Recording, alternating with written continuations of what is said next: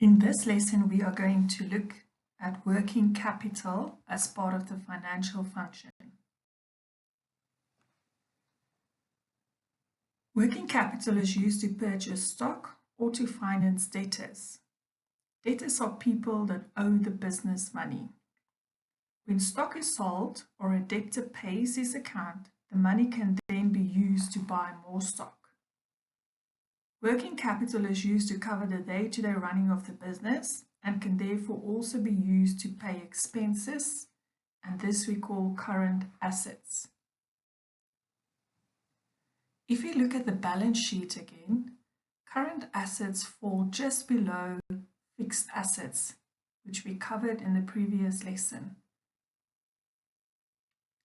Fixed asset and current assets together totals up to our total assets. Where will a business get money from to cover working capital? The first is called trade credit. Credit is allowed by manufacturers and traders to other members in the distribution channel. Trade credit is also known as supplier's credit or credit on an open account.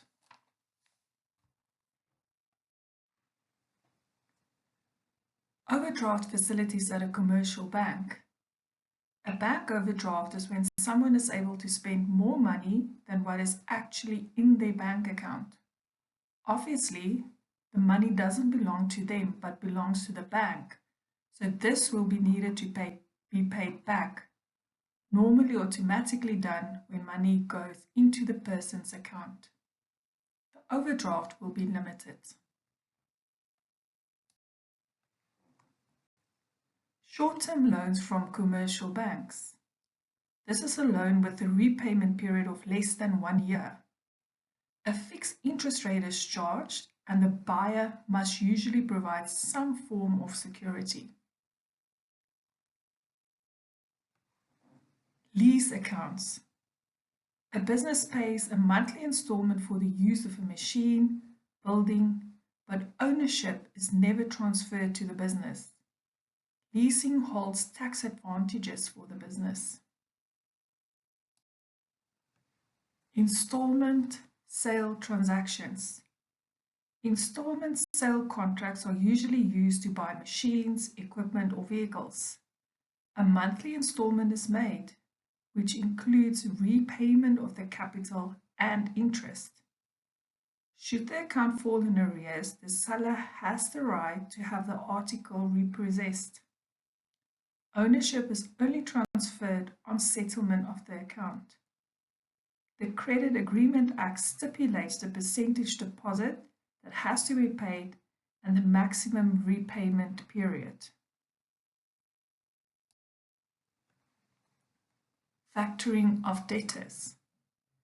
If a business sells on installment sale, credit, and then urgently needs cash, he can sell installment sale contracts to a bank. This will improve its cash flow, meaning more working capital, and reduces the risk of bad debt.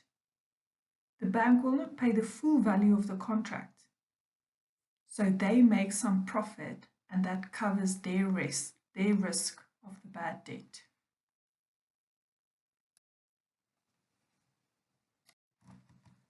Loans on the security of warehouse receipts.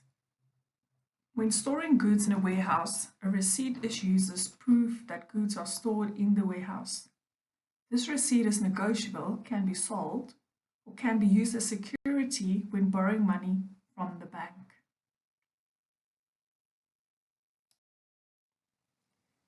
Now we're going to look at the factors affecting the requirement of working capital. How much capital is needed? First, we look at the nature of the business again. If it is a manufacturing business, the business will take a lot of time in converting raw materials into finished goods. Therefore, capital remains invested for a long time in raw material, semi-finished goods, and the stocking of the finished goods. Therefore, more working capital is required. Looking at a trading business like retail, the goods are sold immediately after purchasing. Therefore, very less working capital is required.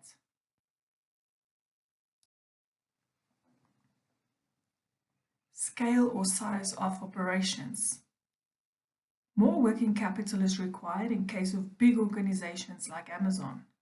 They need to maintain more stock, debtors, etc.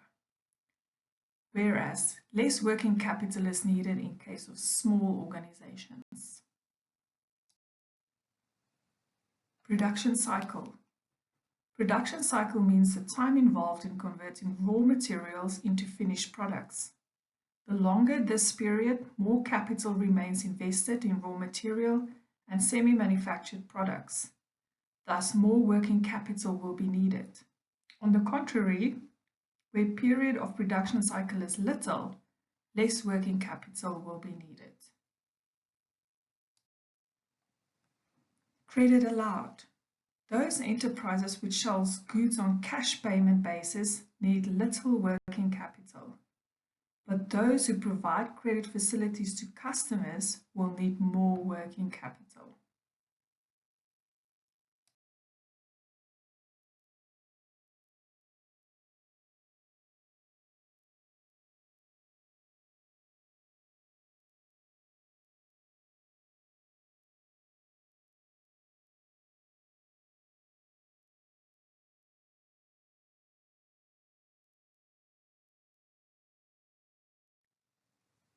Level of competition. High level of competition increases the need for more working capital. In order to face competition, more stock is required for quick delivery and credit facility for long period has to be made available. Right, let's see what you can remember. See if you can answer the following questions.